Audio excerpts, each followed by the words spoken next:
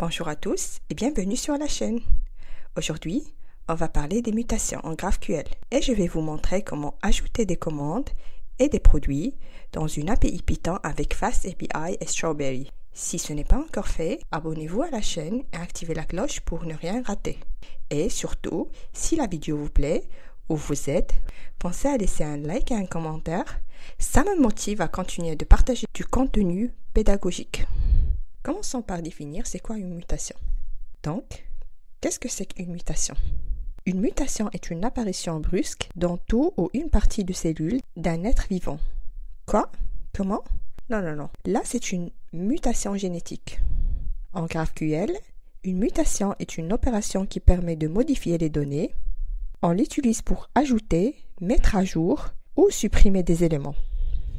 Elle fonctionne comme l'équivalent de insert pour ajouter, update pour modifier et delete pour supprimer dans les bases de données relationnelles ou les requêtes REST avec post, put et delete. Une mutation est composée de un nom de mutation, souvent un verbe comme add product, delete user, etc.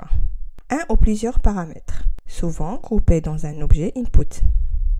Les champs à récupérer, tu choisis ce que tu veux retourner après l'action. Que fait cette mutation? Appelle la mutation addProduct, envoie un objet input avec ID, name et price, demande de recevoir en retour les champs ID, name et price du produit ajouté. Le nom doit être clair et explicite. Par exemple, addProduct, update order status, delete customer. On utilise un objet d'entrée input si plusieurs champs sont nécessaires. On retourne souvent l'objet modifié ou un booléen pour une suppression. Et si on n'a qu'un seul paramètre? Quand il n'y a qu'un seul paramètre, tu n'as pas besoin d'un objet input en GraphQL. Tu peux alors définir la mutation en passant directement ce champ unique comme argument. Voyons cet exemple suivant qui présente un exemple sans objet, c'est-à-dire une mutation avec un seul paramètre. Ici, on appelle delete order avec un seul argument, order ID, sans passer par un objet input. Quand on utilise un objet input, s'il y a un seul champ simple, c'est-à-dire par exemple un ID, faut-il utiliser un objet input?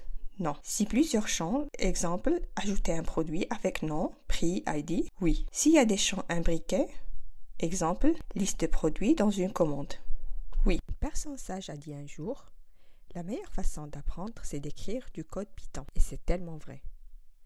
Alors, passons maintenant à la pratique et voyons comment définir et intégrer des mutations dans notre application GraphQL.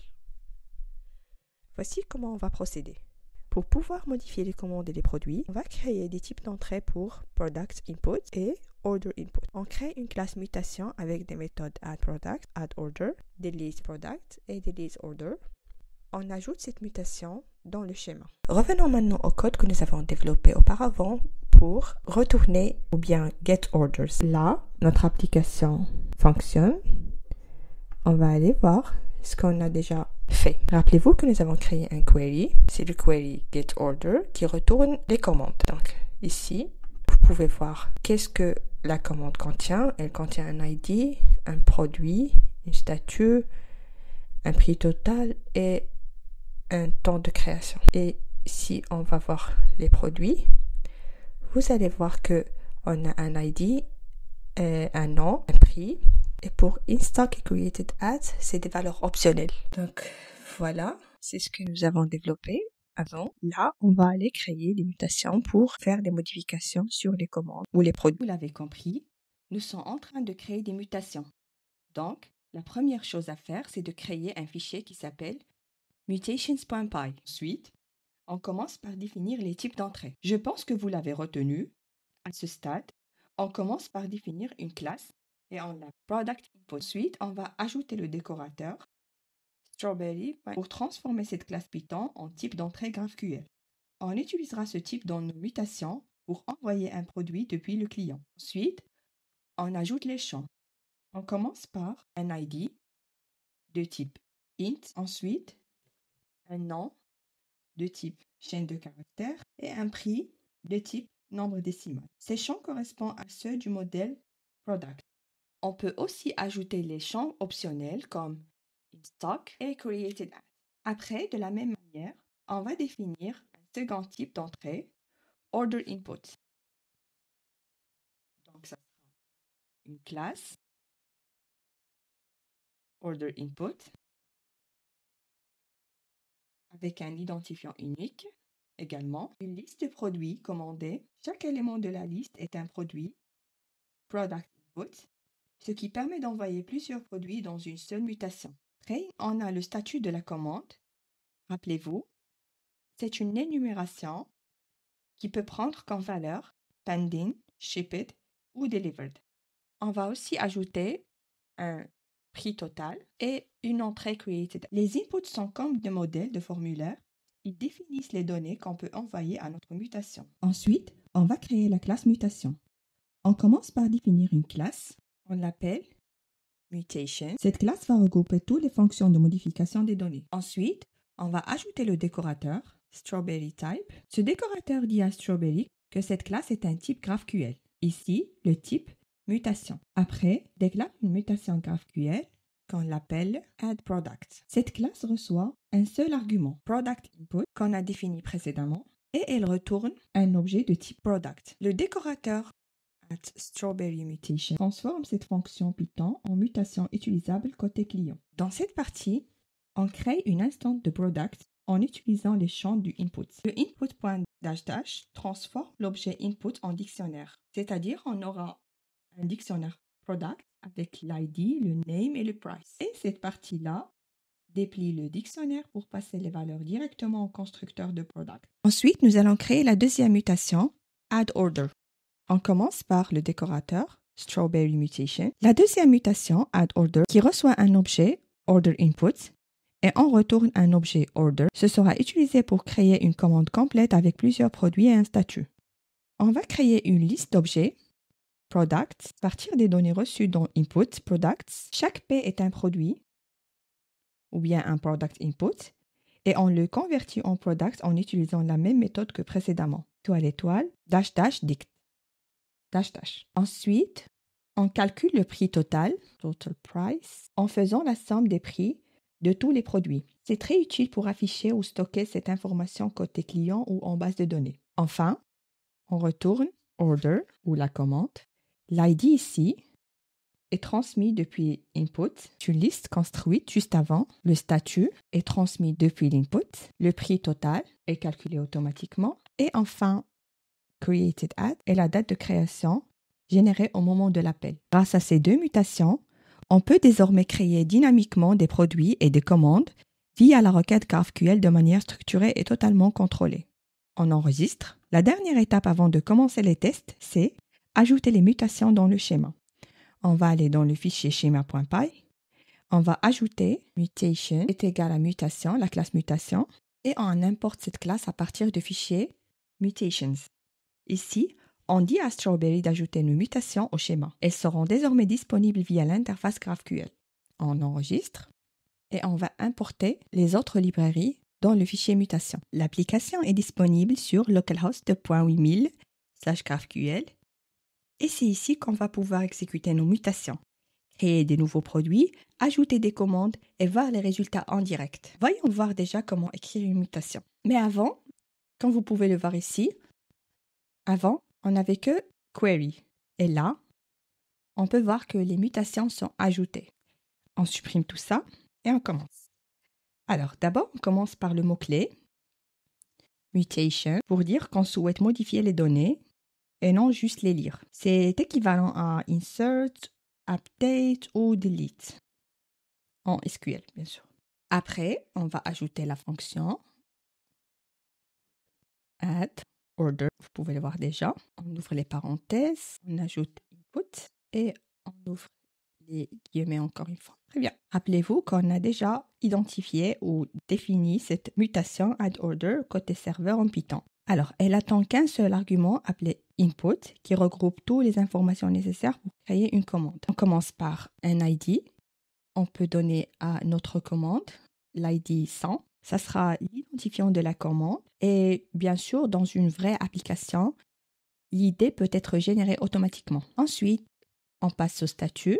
On définit une statut shipped, parfait. Comme vous pouvez le voir, le statut de la commande, c'est déjà une valeur de l'énumération, order status, qu'on a défini déjà côté serveur. Donc ici, on va choisir ship. Alors, elle doit être exactement écrite en majuscule parce que GraphQL, elle est sensible à la casse.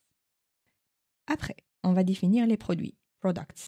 On envoie une liste de produits commandés. Chaque produit correspond à un objet de type product input. Et ici, j'invente des produits avec l'ID 102, name, pourquoi pas un phone, price 103, name, watch, price 2 in stock. Ce sont les détails des produits identifiant le nom, le prix, ainsi de suite. On peut en ajouter autant qu'on veut. C'est ici que la puissance de GraphQL se fait sentir. On peut envoyer des objets imbriqués. Après, on ferme la parenthèse du input. La commande est prête à être créée. On va ensuite demander au serveur ce qu'on veut récupérer. Ce sera l'ID, total price, product, name et enfin le statut de la commande. Des commandes. Quand vous allez le voir, GraphQL ne va renvoyer que ce qu'on lui demande. Rien de plus, rien de moins. Après, on ferme les mutations et à l'exécution, on recevra une réponse avec exactement ces champs-là. Voilà, vous voyez que la structure d'une mutation est à la fois logique et lisible. On déclare l'action, on fournit les données nécessaires et on choisit ce qu'on veut récupérer en retour. C'est ce qui rend GraphQL si puissant et flexible comparé au API REST classique. Maintenant, on va exécuter notre mutation. Je vous explique un peu ce qui se passe ici. D'abord, la commande ne voulait pas passer parce qu'il manque le prix total. Donc, j'ai essayé de calculer le prix total en utilisant une calculatrice simple des deux produits. Sauf que un peu après, je me suis rappelé que je peux mettre le prix total en champ optionnel dans Input. Dans ce cas, même si je ne le mets pas, ça va se calculer automatiquement dans la requête. Donc, voilà. Maintenant, on va exécuter notre mutation. Comme vous pouvez le voir, la mutation a été exécutée. On va regarder ensemble le résultat envoyé par le serveur. Ici, on a l'ID de la commande, le prix total qui a été calculé automatiquement, le nom des produits que nous avons insérés et la statut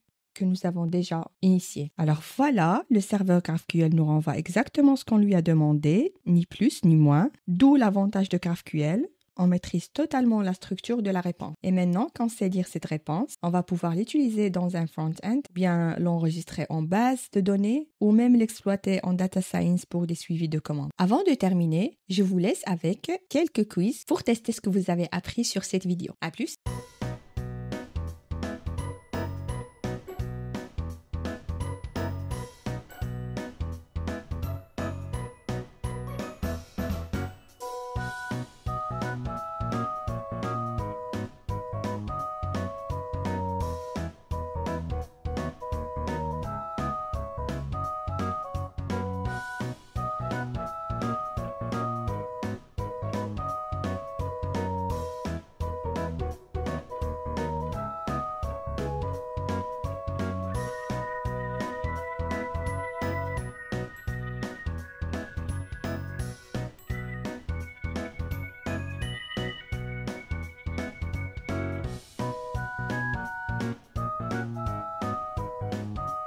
Si cette vidéo vous a été utile, likez, abonnez-vous et laissez un petit commentaire pour me dire ce que vous avez pensé ou ce que vous voulez. Ou si vous voulez une suite avec des mutations plus avancées, modifications ou suppressions par exemple. Merci d'avoir regardé la vidéo jusqu'à la fin. On se voit dans une nouvelle vidéo. À très bientôt.